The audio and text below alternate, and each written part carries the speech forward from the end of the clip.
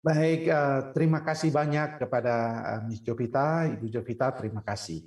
Dan juga kepada Bless to Bless Ministry. Selamat sore, selamat malam buat kita semua, Shalom.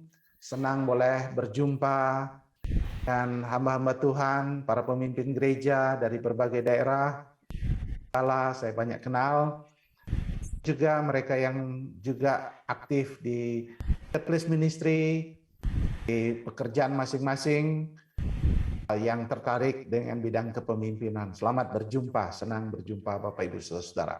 Terima kasih atas perkenalan, ya tentu sudah tidak asing bagi sebagian besar kita.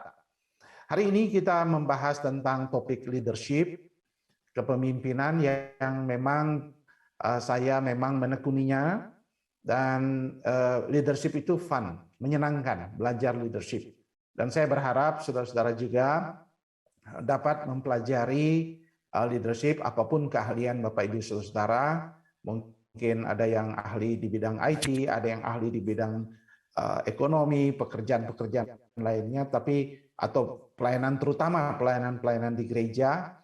Saya senang kalau saudara-saudara juga meluangkan waktu khusus belajar tentang kepemimpinan, karena biar bagaimanapun kepemimpinan itu membuat kita memiliki horizon atau wawasan lebih luas, lebih jelas tentang apa yang kita akan lakukan dan kerjakan di kemudian hari.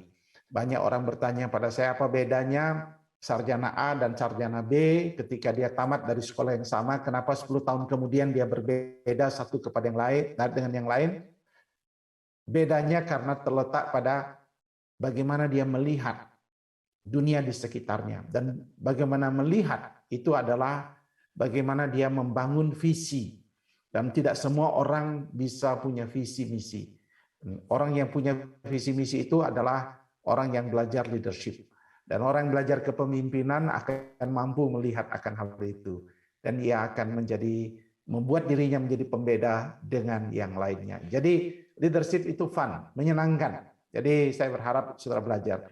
Walaupun saya seorang yang menekuni kepemimpinan gereja, tapi saya selalu percaya kepada apa yang dikatakan oleh Richard Blackaby dalam bukunya Spiritual Leadership, yang mengatakan prinsip-prinsip kepemimpinan yang dibangun dalam kekristenan pasti juga akan berguna di luar tembok gereja. Karena itu juga kesaksian banyak pemimpin-pemimpin saat ini yang mengatakan bahwa mereka menjadi pemimpin saat ini, ada yang menjadi mantan bupati, ada yang senator, DPR, selalu berkata pada waktu masih SMA atau pemuda mereka aktif di gereja dan aktif terlibat dalam leadership di gereja, dan mereka menggunakan prinsip-prinsip itu dalam kepemimpinan mereka di dunia kerja atau di marketplace. Jadi leadership itu fun, menyenangkan. Saya harap saudara menikmatinya dan belajar terus darinya. Nah, hari ini kita akan belajar khusus tentang topik problem maker or problem solver. Apakah pemimpin itu justru jadi pemimpin menjadi masalah, organisasinya mengalami masalah dan dia ternyata sumber masalahnya, atau dia menjadi seorang yang problem solver, menjadi seorang yang memberi solusi dalam permasalahan-permasalahan dalam organisasi. Ini menarik pembahasan ini, dan kita akan mengulasnya secara ringkas, sederhana, tetapi nanti berkembang dalam percakapan dan tanya jawab. Dan saya berharap dalam tanya jawab kita tidak menyebut nama, tidak menyebut tempat, tidak menyebut spesifik gereja atau organisasi, karena tujuan kita bukan untuk mendiskreditkan si A, si B, atau organisasi A, organisasi B, tapi tujuan kita hanya untuk belajar, memperkaya, dan apa yang Tuhan mau kita enrich our lives, ya, bukan sedang menembak seseorang atau sedang mengatakan oh ini untuk orang lain, tapi ini untuk saya dan memperkaya kepemimpinan saya. Saya harap saudara dan saya, Bapak Ibu Saudara, akan belajar bersama.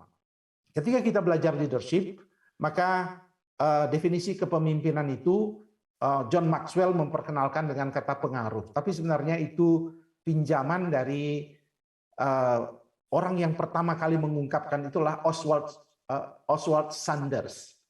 bukunya pertama kali itu sudah diterjemahkan oleh Kalam Hidup. Ia mengatakan kepemimpinan adalah pengaruh. Artinya ketika saya menjadi pemimpin, maka saya sedang Tuhan taruh untuk membuat orang-orang mengikuti agenda Tuhan.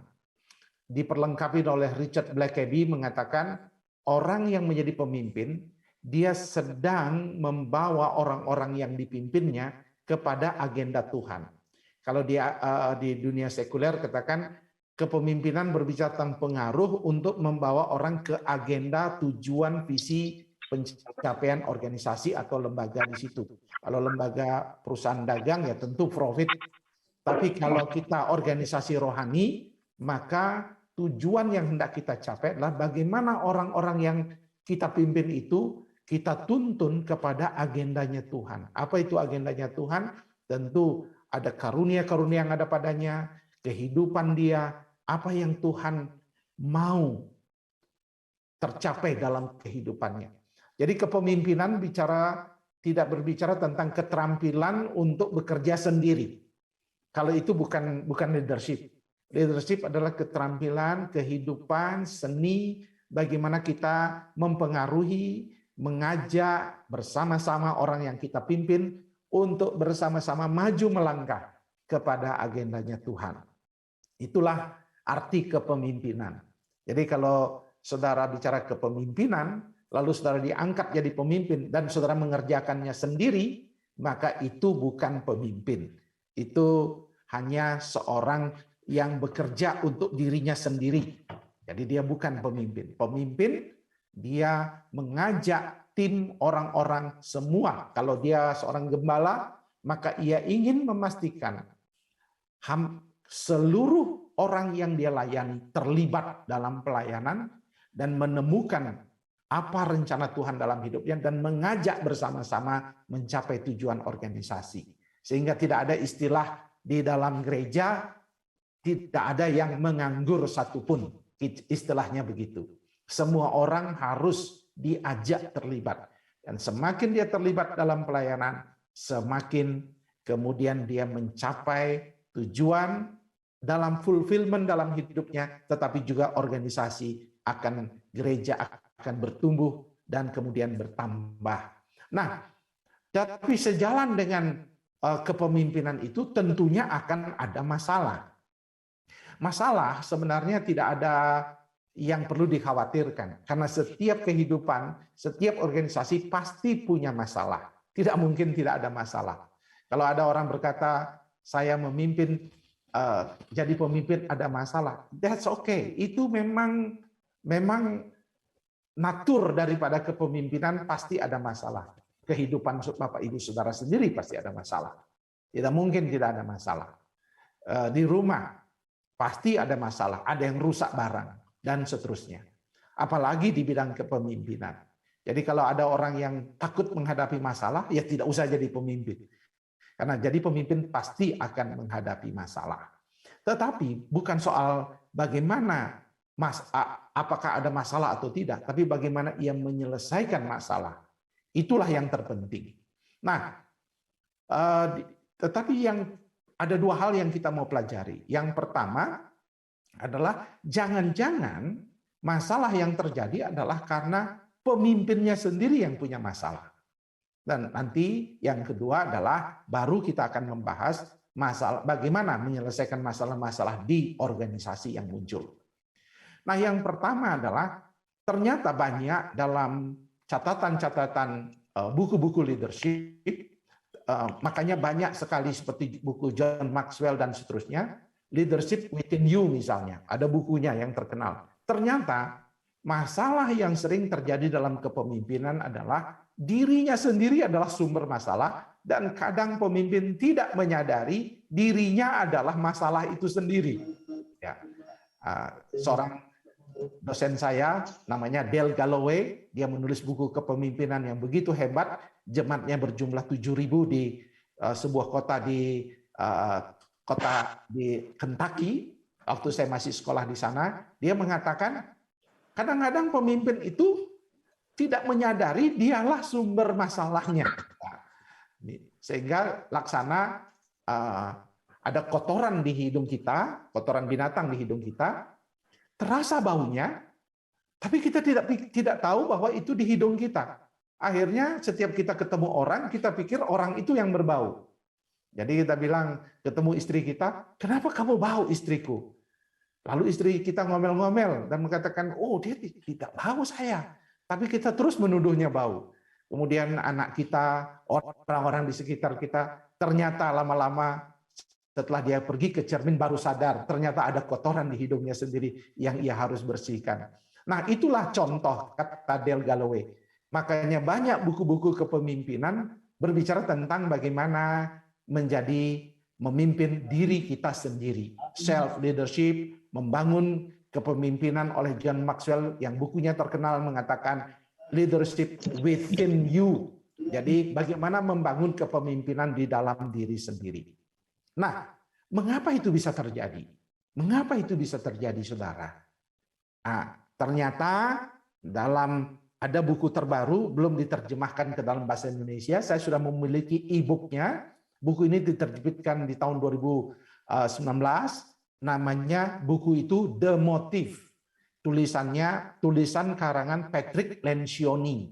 Dia menulis dalam bukunya, ternyata dalam kepemimpinan itu, sebelum kita mau menjadi pemimpin, sebaiknya kita menanyakan motif. Apa sih motif kita mau menjadi pemimpin? Ternyata di dalam motif kepemimpinan itu ada dua. Satu, motif yang pertama, ketika saudara ditempatkan jadi pemimpin, saudara mau bertanggung jawab. Ada panggilan untuk bertanggung jawab, mengerjakan tugas yang diberikan, dan tanggung jawab visi dan misi yang sudah ditulis bersama untuk kita capai. Tetapi ada motif yang kedua, adalah motif ingin mendapatkan hak, privilege, atau kenikmatan daripada penguasa, menjadi pejabat, menjadi seorang orang yang memiliki jabatan. Misalnya seperti saya sebagai ketua umum, itu memiliki tentunya fasilitas-fasilitas, memiliki tentunya privilege. Nah, orang sering, apalagi di perusahaan-perusahaan sekuler, tentu itu akan dikejar, presiden kah, menteri kah, DPR kah, atau semuanya. Ada privilege di situ, ada gaji, ada fasilitas, ada power di situ. Nah, seringkali dalam kepemimpinan, motif orang adalah sering pendulumnya kuat ke ingin mendapatkan sesuatu, ingin dilayani, ingin mendapatkan materi atau apapun privilege yang didapat, atau nama. Kalau dia mungkin tidak ada gaji, tapi dia ingin mendapatkan nama, misalnya di kemajelisan, dia ingin mendapat status sebagai orang baik dan seterusnya, seperti dia punya power. Nah, disitulah motif itu kemudian menjadi masalah. Karena apa? Menurut Patrick Lencioni, ketika motif ini tidak diperiksa, maka cara kita mengambil keputusan, cara kita membuat putusan-putusan itu seringkali akhirnya berorientasi pada diri kita, bukan kepada permasalahan atau tujuan untuk mencapai tujuan organisasi. Pemimpin yang bertanggung jawab akan melihat semua perjalanan organisasi ini untuk kepentingan organisasi. Memang tidak ada yang murni, kata Patrick Lencioni, dalam motif. Tetapi bagaimana motif privilege itu adalah akibat, bukan tujuan daripada kepemimpinan. Patrick Lencioni ingin mengingatkan para pemimpin, termasuk kita sekarang yang sedang mendengarkan, apa motif kita menjadi pemimpin? Jangan-jangan problem yang terjadi karena motif kita salah. Akhirnya semua masalah-masalah yang muncul karena apa yang kita putuskan berorientasi kepada kepentingan kita. Jadi kalau tidak ada kepentingan kita tidak peduli. Tapi kalau itu kepentingan kita mulai membuat aturan-aturan atau pedoman-pedoman. Sehingga seringkali menimbulkan friksi-friksi dan seterusnya. Sebagai contoh, ada keluhan seorang yang mengatakan begini, Pak, kalau kami acara-acara di sebuah sekolah teologi, ya, saya tidak sebut tempatnya, di acara-acara di sekolah teologi, kalau pimpinan pergi, wah semua uang saku, uang pesawat semuanya ditanggung. Tapi hotelnya yang terbagus. Tapi kalau kami yang pergi, start, wah disuruh naik pesawat yang paling murah dan disuruh uang sakunya hampir tidak ada dan pas-pasan dan seterusnya. Jadi mereka merasa ada ketimpangan dan ketidakadilan. Ini salah satu contoh saja. Belum lagi hal-hal lain. Semua putusan-putusan organisasi akhirnya berorientasi apakah menguntungkan dia atau tidak. Kalau tidak menguntungkan, dia akan membuat babat atau dia babat. Tapi hanya kalau untuk kepentingan pribadinya, maka dia akan membuat dukungan. Semua itu menimbulkan masalah. Sehingga ada ketidakpuasan, ada kemarahan, dan akhirnya organisasi menjadi lemah, tidak bersemangat orang melayani dan bekerja, sehingga terjadilah chaos. Orang tidak tahu dari mana sebabnya, masalahnya dari mana. Tetapi John Maxwell mengingatkan, masalahnya ada pada pemimpin. Pemimpin yang harus mengubah dirinya. Ini masalah pertama. Masalah yang kedua adalah soal bagaimana jika setelah dalam kita memimpin, mungkin kita memiliki komitmen, bekerja, bertanggung jawab, kepentingan organisasi, kepentingan pelayanan di atas kepentingan pribadi dan seterusnya. Tetapi kemudian ada masalah. Bagaimana kita menghadapi masalah? Masalah-masalah itu banyak sekali. Saya lama menjadi pemimpin, mulai dari gembala, ketua STT, sekarang jadi ketua sinode, banyak sekali masalah. Nah, dalam perjalanan saya sebagai pemimpin, saya berkaca dari dalamnya, dan kemudian saya juga membaca literatur dan jurnal, apa masalah kepemimpinan sebenarnya? Kenapa orang tidak berani menyelesaikan dan tidak bisa menyelesaikan dengan baik? Karena yang pertama, pemimpin itu sendiri tidak berani mengambil keputusan. Mungkin karena masih muda, mungkin karena masih belum berpengalaman, atau sendiri agak gentar menghadapi itu. Yang kedua, bingung. Karena banyaknya pendapat, confused, terlalu banyak pandangan, dan dia tidak mampu meramunya, merumuskannya menjadi sebuah penyelesaian. Sehingga si A, si B dalam kemajelisan atau dalam board di organisasi sekuler misalnya, tiba-tiba banyak pendapat dan dia bingung, tidak tahu cara mengatasinya. Kemudian yang ketiga, ada masalah pribadi dengan yang bersangkutan. Ada masalah yang dia tidak tertarik untuk menyelesaikannya. Dan dia berkata, ini bukan masalah saya, masalah pribadi dengan dia. Atau ada satu buku yang mengingatkan kita, mengapa ada masalah? Karena ada dosa. Ya, itu agak spiritual pendekatannya, di mana dia mengatakan bahwa kadang-kadang ada iri hati. Ada masalah-masalah iri hati dalam diri seseorang yang akhirnya mempengaruhi putusan dalam pengambilan keputusan. Itu sangat personal dan sangat spiritual sekali, yang perlu saudara sendiri tahu dan selesaikan. Nah, akhirnya apa yang terjadi? Banyak orang akhirnya menunda-nunda. Masalah semakin besar karena menunda penyelesaian. Dibiarkan sehingga terus bergulir dan menjadi besar dan menjadi besar dan semakin besar. Nah, inilah masalah yang terjadi. Nah, oleh sebab itu, kita akan belajar sedikit bagaimana dalam buku-buku kepemimpinan, bagaimana kita menyelesaikan masalah. Pertama, soal sifat. Sifat-sifat yang harus dimiliki oleh pemimpin. Yang pertama itu berani. Jadi kita harus berani ambil keputusan. Tidak sempurna kita mengambil keputusan, saya seringkali salah mengambil keputusan, tapi saya harus berani. Karena ada timing yang tidak bisa ditunda. Ada masalah yang memang harus dikerjakan. Jadi kita harus berani ambil keputusan. Tetapi keberanian itu harus bukan sembarang keberanian. Bukan asal-asal berani. Tapi berani yang kedua harus memiliki sifat keadilan. Ada unsur keadilan, ada unsur transparansi, dan ada unsur akuntabel, dapat dipertanggungjawabkan. Karena ini dasar sekali. Misalnya, saya melarang bawahan saya tidak boleh melakukan itu, tapi saya tidak boleh melakukannya juga, karena saya harus adil. Jadi tidak boleh saya tidak adil dalam pengambilan keputusan. Saya misalnya mengatakan tidak boleh cuti melebihi, tapi kalau ada staf lain mengatakan dia minta cuti lebih, saya izinkan, saya sudah tidak adil. That creates problems. Itu menciptakan masalah. Jadi kita harus adil, transparan, terbuka, dan akuntabel. Sifat yang ketiga adalah yang harus singkirkan subjektivitas. Singkirkan masalah pribadi, termasuk bersihkan hati kita oleh spiritual kita, roh kita. Pemimpin itu sudah bebas dari iri hati, bebas dari jealousy, bebas dari kedengkian, ketidaksenangan, baper, dan sebagainya. Ia harus belajar objektif. Oh, nanti dia punya bawahan, ada yang bilang, wah bawahan saya ini, kenapa dia bisa punya mobil, saya kok masih naik motor sebagai pimpinan gereja.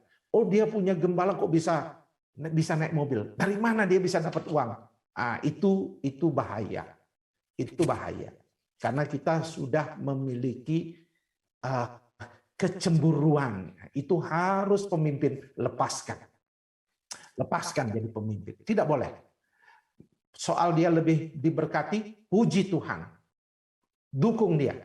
Karena berkat Tuhan itu datang dari Tuhan, dan kita tidak boleh sedikit pun ada kecemburuan dalam hal ini.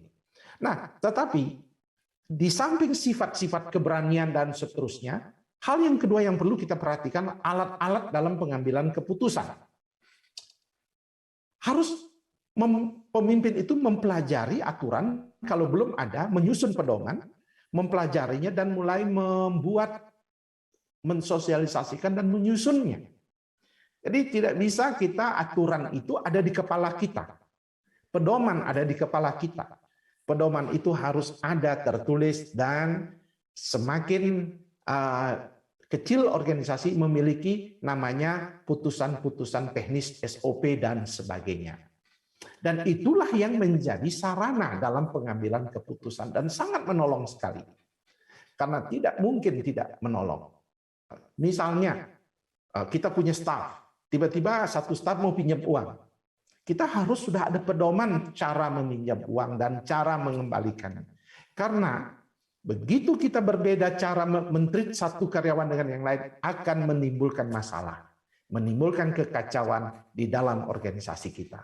Kita harus menciptakan rasa adil. Jadi dengan cara menciptakan aturan dan pedoman. Sarana yang lain adalah mekanisme rapat. Jangan sendiri menyelesaikan. Jangan menjadi tuan. Jangan menjadi tanda petik Tuhan untuk menyelesaikan putusan. Setiap masalah harus diajak board atau BPJ majelis bersama-sama memutuskan bersama. Walaupun saudara ketua, walaupun saudara mungkin pejabat, tetapi menghargai board yang dibangun, kemajelisan yang dibangun. Dan mereka semua berharga. Jangan satu orang bisa merubah semuanya. Karena kita sepakat, kalau sistem misalnya presbiterial, kita harus sepakat. Kebersamaan, majority, mayoritas. Kita harus sepakat. Jangan sampai dalam pengambilan keputusan, lalu satu orang bisa membatalkan putusan-putusan yang sudah disusun bersama. Jadi penting rapat. Tapi hal yang terpenting juga doa dan puasa, meminta hikmat Tuhan. Ketika masalah itu terlalu berat, masalah-masalah yang sifatnya moral dan sebagainya, hal yang sangat berat dalam pengambilan keputusan, minta doa, minta puasa, berdoa dan berpuasa maksud saya. Minta dalam doa, minta hikmat Tuhan untuk menyelesaikan. Dan sekarang di bagian terakhir adalah, yang ketiga adalah tekniknya dalam mengambil keputusan. Saya rangkum dari beberapa buku. Yang pertama, selesaikan dengan cepat. Jadi ketika ada masalah, jangan tunda-tunda. Sekarang lagi viral Barada E, Baratu J, atau apa yang itu karena terlalu lama. Lama terus berkembang. Kita harus menyelesaikan dengan cepat. cepat, lugas, jangan menunda-nunda, jangan tunggu. Ya, kalau ada masalah langsung diselesaikan. Ada mekanismenya, ada tahapannya, ada, tidak semua harus pimpinan yang menangani, tergantung size daripada organisasi atau ukuran daripada organisasi. Kalau dia besar, kalau ada masalah maintenance, dia tidak perlu turun. Dia sudah menugaskan si A, si B. Tapi ada masalah-masalah yang perlu pemimpin itu turun, dia harus cepat menyelesaikan. Kemudian jangan memperluas area permasalahan itu. Begitu ada masalah, diredam, diselesaikan dengan cepat dan dikerjakan.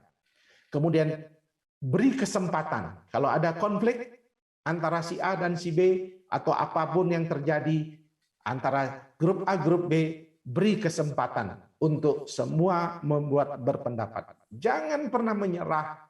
Jangan mau, walaupun saya mengatakan selesaikan dengan cepat, tapi tidak berarti putusan harus seinstan dan secepat mungkin. Butuh juga waktu. Tapi maksudnya tadi selesaikan dengan cepat, jangan sampai dibiarkan dulu. Ditunda-tunda penyelesaiannya. Tapi prosesnya boleh jadi memakan waktu dan seterusnya. Kemudian berani mengambil keputusan yang terbaik dan ingat, ini titipan, dalam tiap putusan selalu ada risiko. Apapun tidak pernah memuaskan. Apa yang kita pilih tidak pernah ada yang dikatakan puas 100%. Tetapi kita harus memilih yang kurang masalahnya. Dan kita sepakati, ada mekanisme yang kita sudah setujui. Nah, itulah yang kira-kira menjadi panggilan kita sebagai pemimpin. Jadi ketika saya ditanya, ketika Blessed to Bless meminta topik ini, maka saya ingin menutup dengan mengatakan begini, bahwa pemimpin harus belajar mampu keterampilan dan memiliki keterampilan dalam menyelesaikan masalah.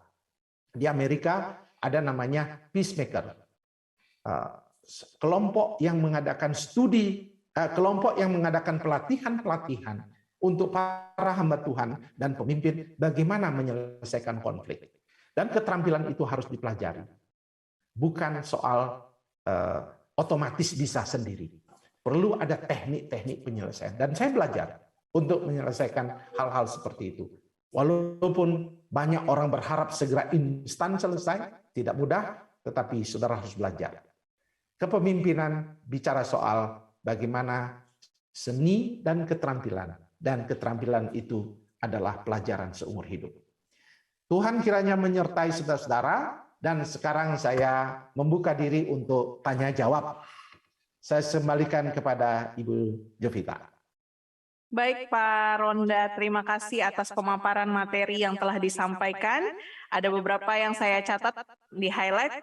Jadi ketika kita menjadi pemimpin, berarti kita sedang membawa orang yang kita pimpin kepada agendanya Tuhan, baik itu di organisasi gereja maupun juga untuk organisasi sekuler. Baik Bapak Ibu, jika ada yang ingin bertanya atau berbagi pengalaman mungkin terkait dengan kepemimpinan yang dilakukannya, boleh raise hand, jadi nanti saya bisa lihat. Untuk saya persilahkan bertanya secara langsung kepada Pak Daniel Ronda. Silakan Bapak Ibu. Sebelum saya ada yang bertanya, ini ada namanya Pak Gendi Ivung, ya.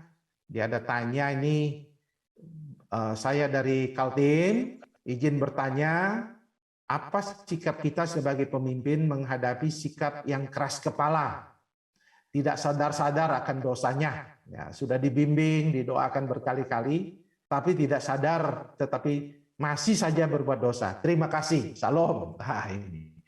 Jadi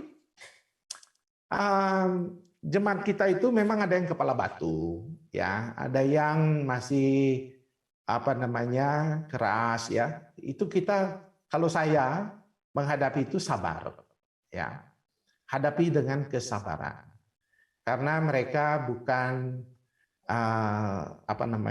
untuk kita pakai, karena mereka bukan pendeta, mereka bukan pekerja. Kalau pekerja kita pakai sanksi karena ada melanggar kode etik. Jadi dalam organisasi gereja kalau hamba Tuhan atau full timer berbuat dosa, maka dia melanggar kepada Tuhan. Tetapi yang kedua, ada aturan organisasi yang dia langgar.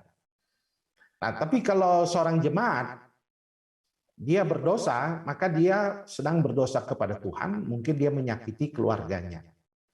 Nah, oleh sebab itu tergantung jenis pelanggarannya, maka kita membimbing dia dengan penuh kesabaran. Ya, jadi jangan terorientasi diri kita dan hidup kita kepada orang yang bermasalah itu. Jadi kita nanti energi kita akan habis. Jadi kita harus berdoa, tunjukkan kasih, tunjukkan ini, dan prinsip Abby Simpson itu bagus sekali. Jangan menunjuk ke dosa, tapi bawa dia mengenal Kristus. Itu yang kita harus bawa. Karena kalau kita hanya mengatakan, kamu harus buang ini, buang itu, banyak orang yang pintar menyembunyikan dosa hari ini. Ya, banyak orang yang jago ya dalam dunia sekarang ini, jago sembunyikan dosa. Ya, pendeta tidak tahu ya, dan seterusnya. Bahkan mungkin pemimpinnya sendiri melakukan itu yang tidak tahu juga kita. Jadi kita ini jangan mengubah perilaku, tapi mengajak berelasi dengan Tuhan. Jadi mengadakan ibadah-ibadah KKR, mengadakan ibadah-ibadah ini dan seterusnya. Sehingga membiarkan Roh Kudus akan menjamah hidup orang-orang itu. Tapi kalau kita fokus kepada dia terus, nanti khotbah kita akan kita terus warnai dengan dia. Karena apa yang merasuki pikiran kita dan menghantui pikiran kita akan menjadi warna kita waktu kita berbicara di mimbar. Dan itu akan membuat dia semakin dihakimi. Dan ketika dia semakin dihakimi, dia akan meninggalkan gereja. Jadi itu lain ya masalah. Jadi ketika kita menghadapi jemaat, kita butuh kesabaran. Kita tetap bicara tentang dosa, tetapi kita juga tetap membicarakan anugerah pengampunan dari Tuhan. Jadi seperti itu Pak Geni ya, jangan putus asa. Karena memang tugas kita seperti itu. Kalau kanker ada yang diobati sembuh, tapi ada juga yang membandel kankernya. Jadi seperti itu. Jadi kita sebagai hamba Tuhan, dokter rohani, tidak putus asa dan mengatakan, wah ini kok bandel ya. That's not my problem. My problem is problem saya adalah bagaimana saya menyelesaikan masalah itu. Bagaimana saya membawa dia mengenal Kristus sebagai Tuhan dan Juru Selamat dan memiliki relasi yang dalam dengan Yesus. Saya rasa itu, Pak Gendi. Ya, apakah sudah menjawab Pak Gendi? Ya, terima kasih Pak. Ya, kuncinya berarti kesabaran ya Pak Daniel. Kesabaran kita dalam melayani orang yang kita layani. Ya, memang gereja rumah sakit untuk orang berdosa, bengkel. Oke, ini ada pertanyaan kedua Pak dari Ibu Shirley Mangitung. Pak, ada tips untuk para pemimpin muda menghadapi birokrasi atau para informal leaders atau key opinion leaders? Seringnya karena generation gaps atau birokrasi yang menurut anak muda berkepanjangan, yang menurut senior harus tetap dilaksanakan. Akhirnya yang muda-muda ini merasa ya udahlah pergi aja. Akhirnya regenerasi susah sekali terjadi. Ini mungkin pengalaman Ibu Shirley ya. Karena Ibu Shirley ini katanya udah masuk generasi di tengah Pak, muda enggak, tua juga enggak gitu. Gitu, silakan Pak Daniel. Ya, ini masalah bukan hanya ada di gereja ya, di perusahaan-perusahaan besar pun seperti itu.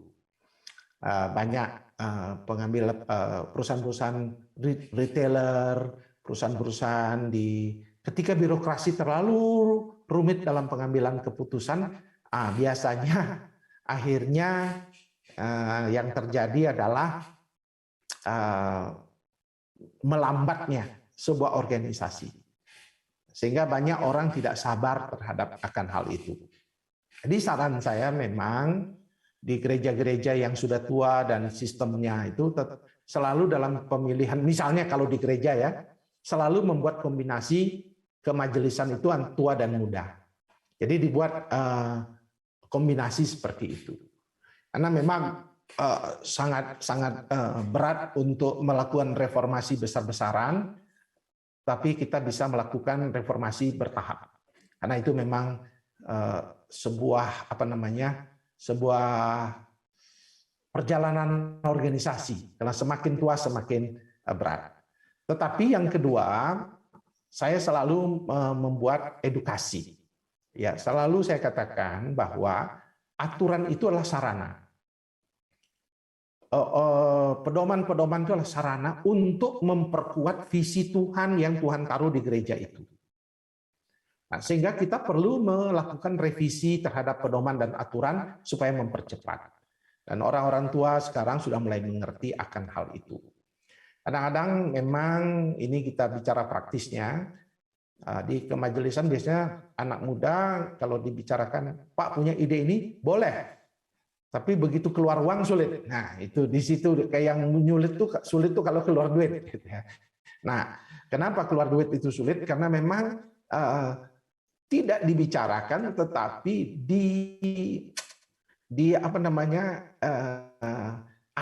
sudah di benak masing-masing. Nah, makanya selalu saya katakan, ketika kita bicara organisasi, budgeting itu juga hal yang sangat penting untuk dibahas. Bagaimana kita menghabiskan dana persembahan jemaat ini, atau kita gunakan maksud saya, untuk pelayanan. Akhirnya banyak majelis yang sukanya deposito, ya. Ada yang sukanya ini. Masing-masing akhirnya majelis itu merasa sukses kalau depositonya banyak, saldonya besar. Itulah kebanggaannya. Kepemimpinan kami, ada satu cerita ya, saya waktu hadir di sebuah gereja. Dulu, 3 tahun yang lalu, majelis yang lalu, saldonya 0. Tapi puji Tuhan, ketika kami memimpin selama 3 tahun, saldo kami sudah 250 juta katanya ya. Jadi yang dia konsep tentang organisasi adalah bagaimana saldo, karena dia memang seorang yang kerja di bisnis yang prestasi keberhasilan ketika uang itu banyak. Nah, ketika kita tiba di gereja, maka hal yang paling penting kita bahas adalah how we spend our God's money. Bagaimana kita menggunakan uang Tuhan yang kita doakan. Karena waktu kita selesai persembahan dijalankan, kan kita berdoa, Tuhan, pakailah ini untuk pelayanan pekerjaan-Mu, kan gitu ya. Tapi begitu sudah sampai, disimpan lama-lama di bank, gitu ya. Ini bagaimana? Ini bagaimana kita spend budgetnya. Nah, ini yang salah satu tidak dibahas.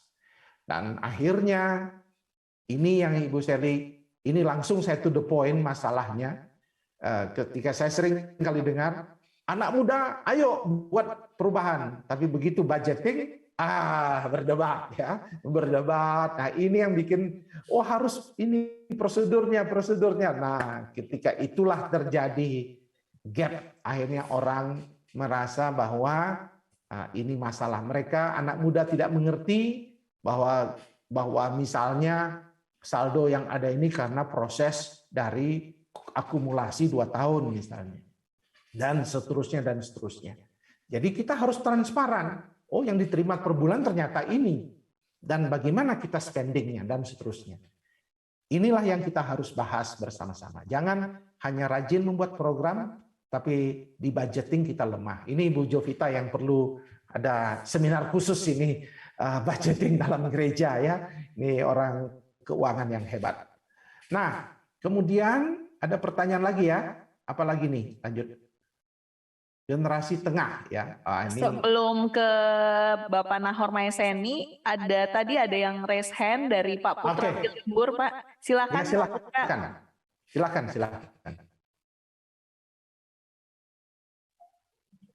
Baik, shalom. Selamat malam. Ya. Terima kasih atas waktu dan kesempatan. Kami dari Papua sih sering mengalami kalau kepemimpinan dalam penginjilan itu seringkali kalau kepemimpinan kami diajukan untuk pelayanan kami seperti bagaimana, tetapi di situ banyak sekali kepemimpinan kami belum pernah diakses untuk dibantu pelayanan. Tapi kalau bagaimana kita bisa lakukan untuk pelayanan ke depan dengan sharing ke pelayanan muda yang kita bisa mengambil jiwa terbaru begitu. Sering kami kebingungan di dalam pelayanan, tapi puji Tuhan sekali-kali ada buka, Tuhan bisa bergerak hati untuk melayani begitu. Makanya saya juga sering mau tanya ke siapa, tapi puji Tuhan hari ini ada kesempatan untuk Bapak Ibu, saya bisa tanya langsung ke materinya. Terima kasih. Ya, jadi terima kasih Pak siapa Saudara Putra. Wah, Pak Putra ini nama mantap ini. Nah, saya tidak spesifik mungkin menjawab karena pertanyaan juga bersifat general umum. Jadi begini, di gereja sistem organisasi itu haruslah memberikan kesempatan kepada movement. Nah, movement. Gereja-gereja presbiterial seperti Kemainjil itu penekanannya pada movement. Movement lah yang penting juga. Jadi jangan langsung tertata. Jadi kalau misalnya buat organisasi penginjilan, harus gereja susun dulu bukunya, sistemnya, motonya, visinya, motonya, enggak jalan. Nah, jadi harus movement, artinya ada gerakan-gerakan dari bawah lalu kita tata. Nah, itu penting sekali. Jadi dalam bicarakan penginjilan harus bedakan juga dengan mission. Misi dan penginjilan. Penginjilan adalah teknik kita untuk menyampaikan Injil secara verbal kepada orang target. Tapi mission bicara tentang sistem, siklus yang ada dalam gereja. Mulai dari perencanaan, strategi penyusunan, pembiayaan, dan seterusnya. Itu yang disebut misi. Nah, ini yang harus disusun Pak Putra ya. Jadi di gereja itu harus dibuatkan yang disebut dengan sistem misi itu sendiri. Jangan hanya mendorong orang untuk penginjilan, tetapi gereja tidak punya konsep misi. Konsep misi inilah yang kita harus bangun. Mulai dari siapa yang kita mau capai, apa yang kita mau capai, dan bagaimana cara mencapainya. Dan semua sistem itu dibuat, lalu dibahas, dan menjadi penggerak utama daripada gereja kita. Yaitu gereja yang misioner itu. Seperti itu tambahan. Oke, silakan. Ada yang ini namanya Poni Yakob. Sebelumnya Pak, yang dari Pak Nahor Maiseni di Timika, apa solusi ketika kita menghadapi masalah yang sangat rumit dalam organisasi gereja? Oh, kalau rumit, apa rumitnya ini Pak Nahor ini ya? Terlalu general ya Pak. Nih, Iya. ya ini Nahor, ini murid saya dulu di Papua, di Jeffrey. Nah, Nahor itu bagaimana menghadapi masalah yang rumit? Ada prinsipnya, yaitu banyak berkonsultasi. Ya, jadi kalau saya seringkali menggunakan konsultasi penasehat. Jadi kalau saya mengambil keputusan, sudah ada pedoman, sudah ada ADART peraturan gereja, tapi kita belum terlalu yakin, kita konsultasi. Konsultasi dengan para penasehat, pimpinan daerah, klasis, atau pimpinan wilayah, dan seterusnya. Jadi berkonsultasi itu penting sekali. Jadi dalam mengambil keputusan, dalam kepemimpinan gereja itu dia bersifat kolektif, kolegial, atau yang disebut presbiterial. Sangat penting konsultasi. Bertanya dari hati ke hati dan jangan menciptakan opini sebelumnya. Misalnya Nahor, begitu ada masalah, jangan menceritakan opini saudara. Misalnya gini, Pak, saya mau konsultasi dengan Bapak, Ketua Umum. Ada jemaat ini, banyak sekali dosanya, suka keras kepala, ini sudah membuat opini.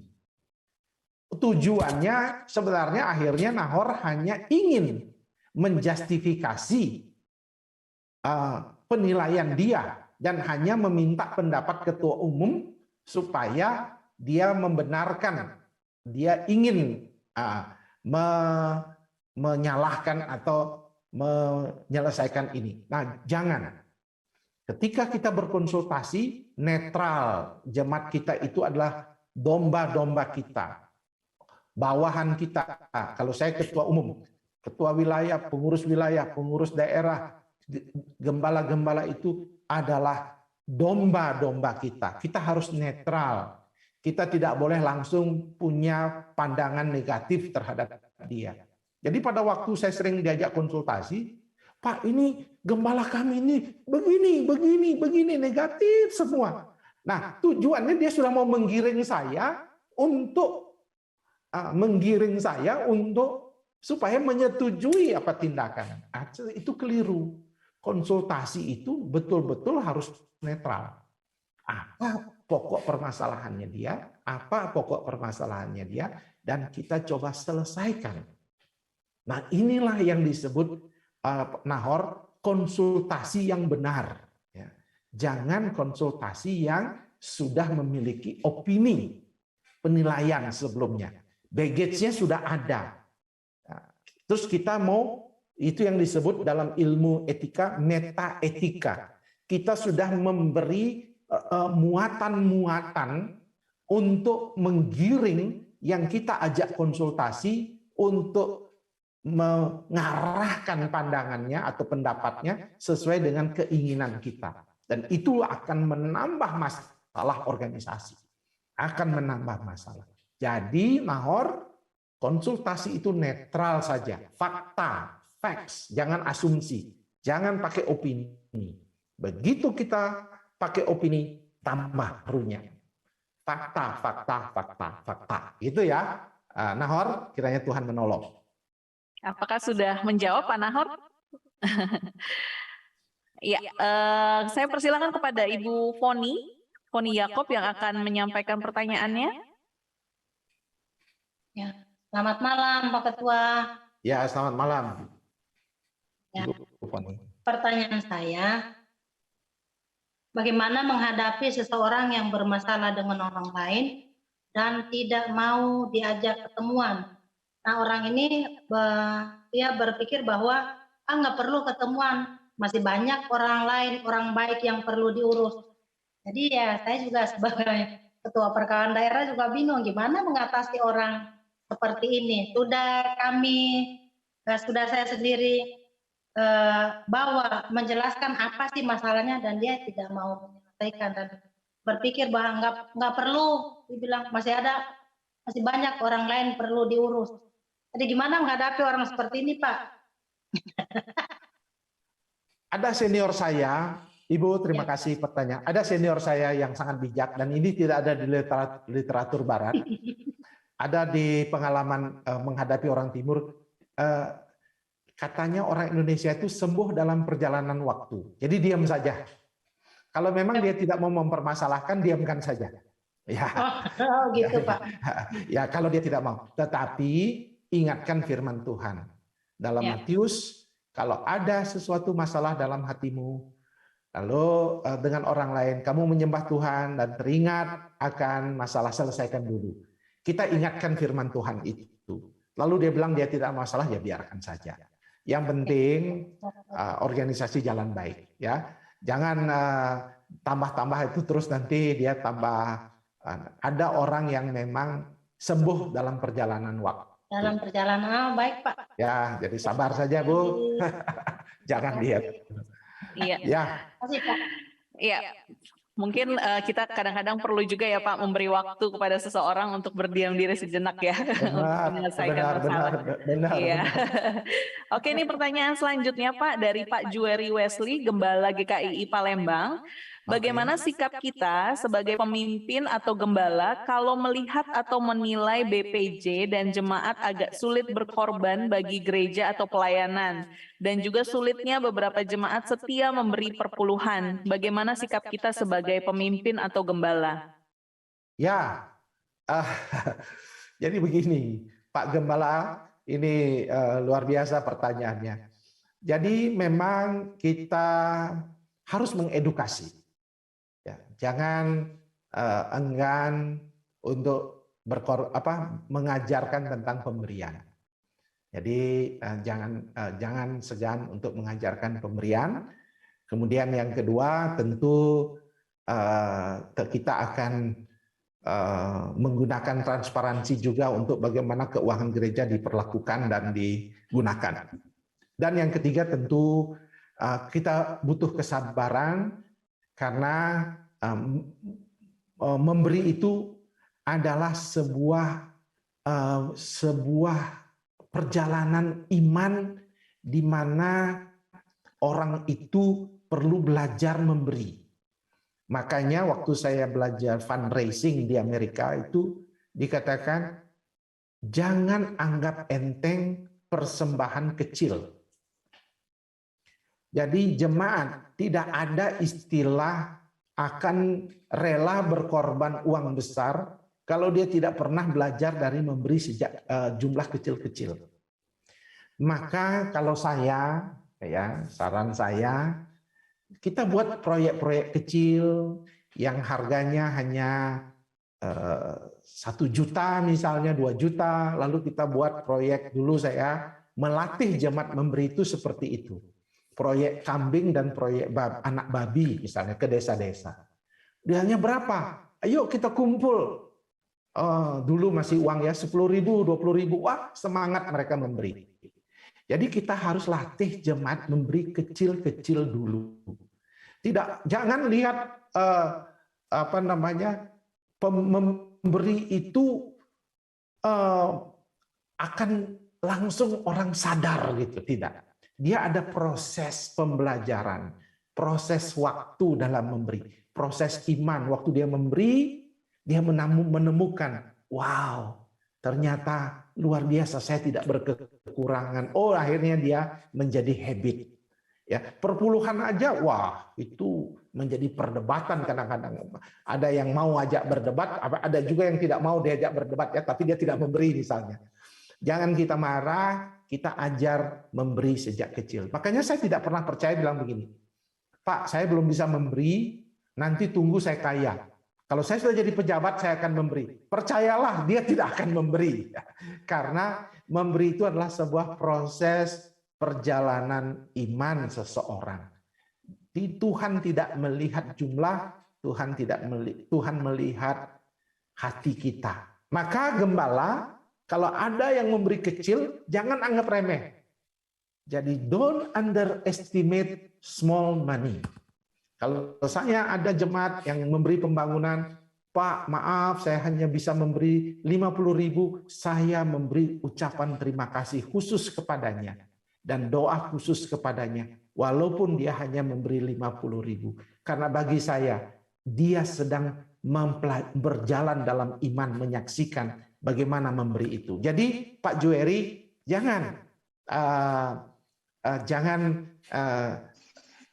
tawar hati ya kalau jemaat tidak mau berkorban. Itu sebuah perjalanan rohani yang perlu pelan-pelan kita bangun. Jadi itu yang saya buat, sehingga ketika di pembangunan, ketika dia memberi, nah ini juga ketika dia mulai memberi, Bapak Ibu harus mendoakannya. Ketika dia bawa persembahan ke rumah, dia bawa pisang kah, bawa bawa makanan, bawa apapun, doakan, dan dia akan belajar memberi. Nah, itu yang kami bangun tentang memberi, karena memberi adalah sebuah perjalanan iman seseorang. Begitu Pak Gembala. Baik. Oke, terima kasih Pak. Oke. Ya, terima kasih Bapak atas pertanyaannya. Pak, mohon maaf, ini ada yang keselip pertanyaannya masih dari Ibu Sherly. Kayaknya dia belum puas nih. Ya. Jadi any real life experiences Pak ketika harus memberikan feedback kepada pemimpin sendiri. Bagaimana cara memberi feedback? Ya, betul Pak.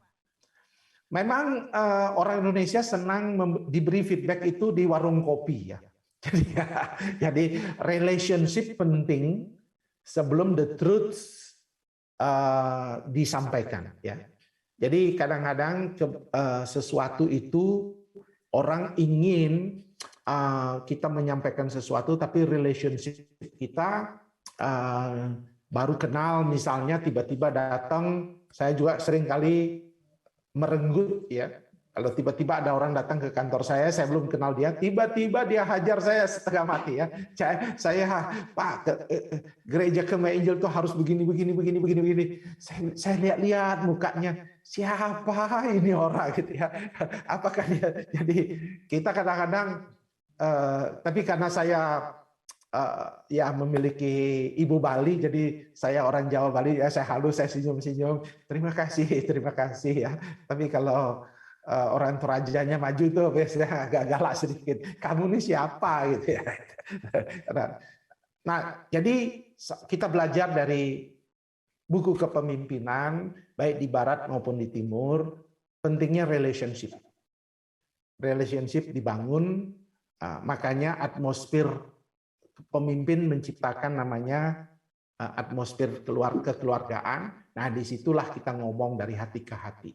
Oh, ini perlu diperbaiki, ini perlu diperbaiki, ini perlu, dan seterusnya.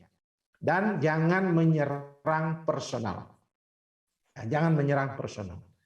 Jadi ini, misalnya gini, ini Ibu Gembala harus diperbaiki nih. Ibu Gembala yang diperbaiki atau apanya? Nah, jangan menyerang personal. Kita harus berbasis kinerja. Jadi kinerja saja. Jadi itu yang harus diberi feedback. Misalnya mau memberi feedback tentang khotbah, kita harus memberikan feedback yang sifatnya jangan langsung menyerang pribadi. Apalagi comparing ya, membanding-bandingkan dan seterusnya. Itu hurt ya, menyebabkan luka bagi pemimpin. Jadi feedback itu dibangun di atas relationship, dan juga pentingnya kita menata sistem feedback. Jadi pemimpin yang baik nanti dia harus membuat sistem feedback yang baik juga. Karena kalau tidak dibuat sistem nanti feedbacknya ngawur. Makanya RUJ kadang-kadang menjadi kekacauan karena orang sembarang diberi bicara gitu ya.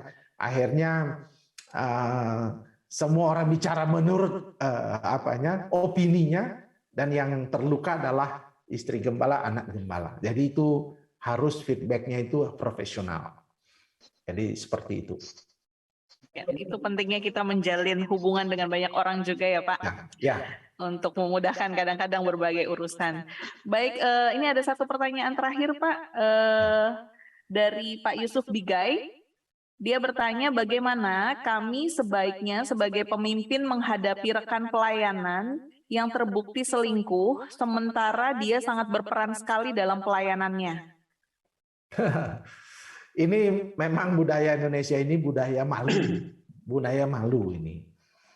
Makanya kita harus aturan-aturan, pedoman-pedoman itu harus sudah mulai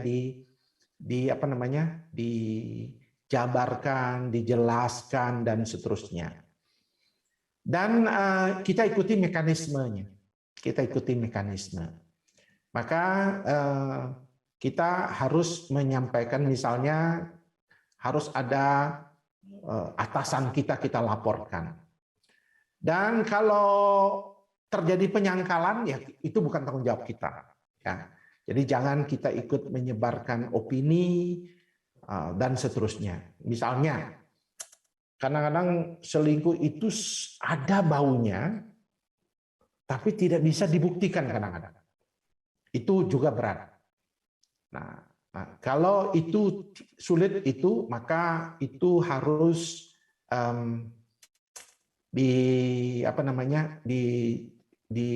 dikonfrontasi saja. Tapi jika ada bukti, maka perlu ada dibawa ke majelis, namanya kita lapor ke pimpinan kita dan serahkan itu kepada majelis kehormatan untuk disiplin dan pemulihan. Jadi di gereja kami, di gereja kita sekarang ada namanya pemulihan, karena disiplin tanpa pemulihan tidak ada gunanya. Kita perlu kedua-duanya. Jadi ketika mereka selingkuh, itu tidak kita tolerir, karena itu berbeda, karena dia statusnya adalah dia adalah seorang hamba Tuhan. Jadi dia berbeda ya.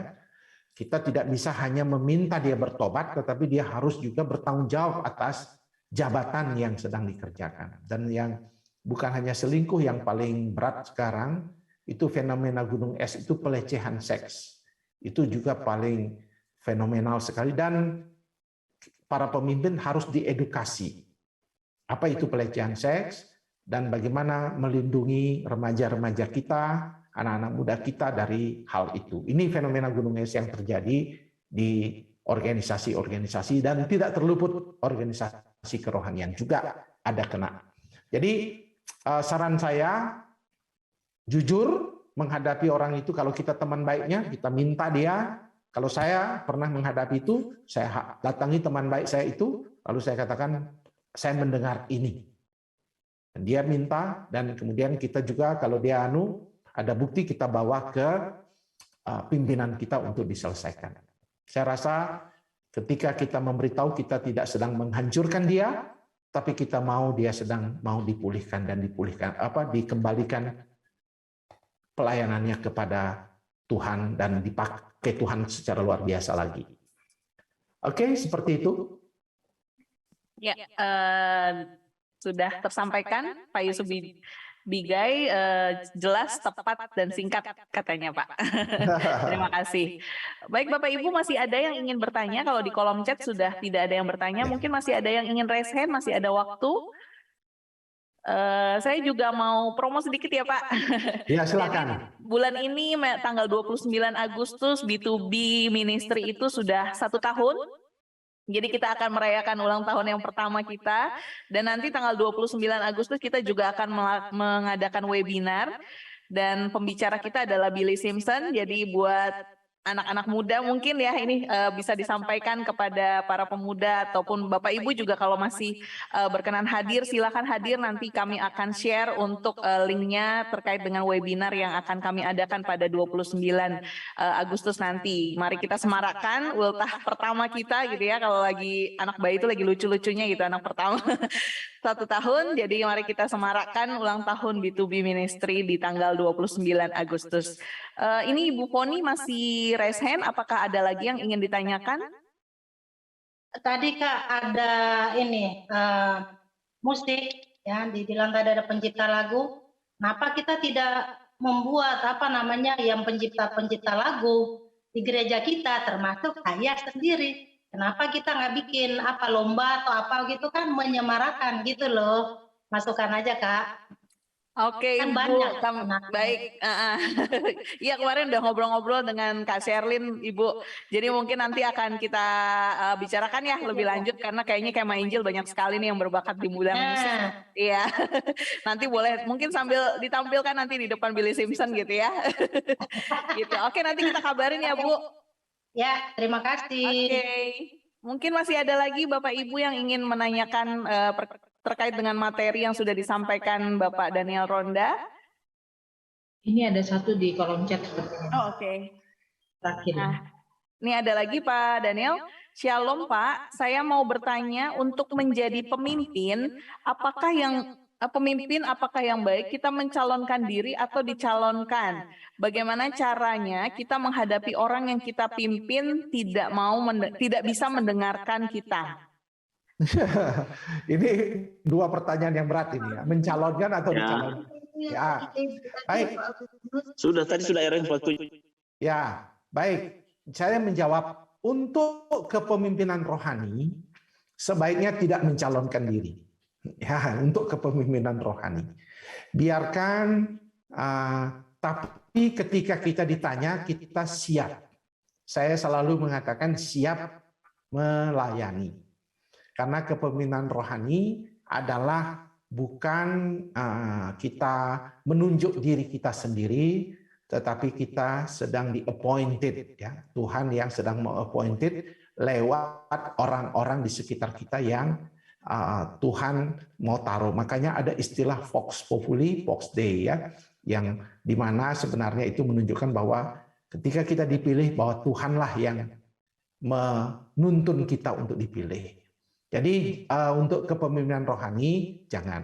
Tapi kalau untuk di dunia sekuler, maka doa dulu. Setelah itu kita mengatakan saya siap untuk maju karena ini syaratnya harus dicalonkan. Saya maju, tapi saya juga siap untuk tidak dipilih, tidak terpilih, tapi siap juga dipilih. Jadi kita harus membedakan kepemimpinan itu. Tetapi yang pertama itu kalau untuk kepemimpinan rohani, jangan pergi kampanye ke sana kemari dan bilang pilih saya ya, nanti kamu saya. Jadi jangan. Itu saya berharap dalam kepemimpinan gereja kita mengikuti tuntunan Tuhan. Tapi setiap pemimpin wajib mencetak kader-kader baru. Sehingga banyak pemimpin yang Tuhan akan nanti tetapkan. Yang kedua, bagaimana kalau dia tidak mau mendengarkan? Nah, ini seri nanti tambahan nanti ya. Bagaimana membuat jemaat atau orang yang kita pimpin mau mendengarkan kita. Nah, itu nanti ada banyak teorinya, agak panjang penjelasannya. Baik teori yang disebut 5 membangun 5 credibility menurut John Maxwell, mulai dari production, apa ada hasil yang kita buktikan dan sebagainya. Termasuk juga nanti dalam sifat karakter dan sebagainya. Kata kuncinya adalah ketika kita menjadi pemimpin rohani, ketika saya membuktikan diri, mempertunjukkan saya adalah pemimpin rohani dan ada hasil-hasil yang terlihat, maka tanpa kita banyak bicara, mereka akan mulai menghargai. Dan ketika mereka mulai menghargai dan respect, mereka akan mendengarkan. Jadi kata kunci mendengarkan, menciptakan rasa respect dan hormat terhadap apa yang telah kita kerjakan dan kita hidupi. Kalau dia tidak respect, dia tidak hormat, dia tidak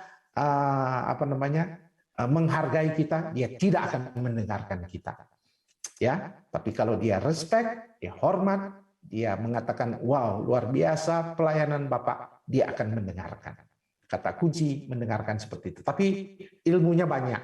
Hanya ini singkat karena waktunya. Nanti ada seri berikutnya lagi tentang leadership. Ada session tersendiri ya Pak terkait dengan seni untuk membuat orang mendengarkan pemimpin. Ya. Oke, sudah terjawab ya Bapak Yotinus. Dengan penjelasan dari Pak Daniel tadi, mungkin masih ada Bapak Ibu yang ingin bertanya.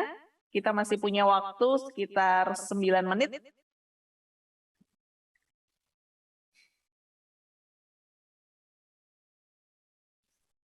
Ini ada ucapan terima kasih Pak.